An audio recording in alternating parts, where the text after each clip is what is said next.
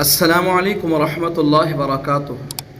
رمضان المبارک کے موقع پر لوگ نماز تراویح ادا کرتے ہیں اور نماز تراویح کی ہر 4 رکعت کے بعد تراویح کی دعا بھی پڑھتے ہیں، اور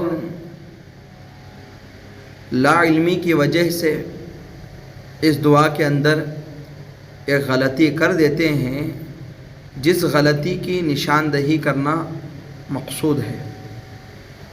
سب سے اول تراویح کی دعا سن لیں۔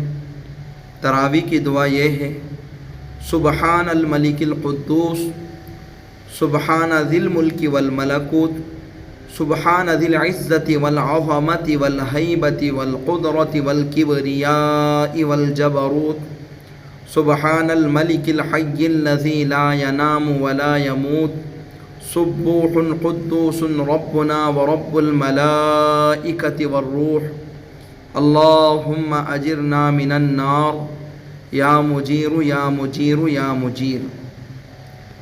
اب اس دعا کے اندر لوگوں سے کیا غلطی ہوتی ہے؟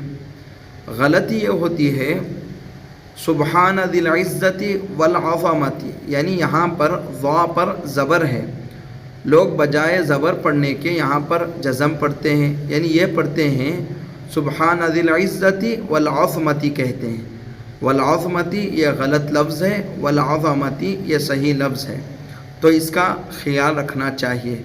اللہ تعالیٰ سے دعا ہے کہ اللہ تعالیٰ ہم لوگوں کو ہر دعا کو صحیح طریقے سے کما حقہ پڑھنے کی توفیق عطا فرمائے۔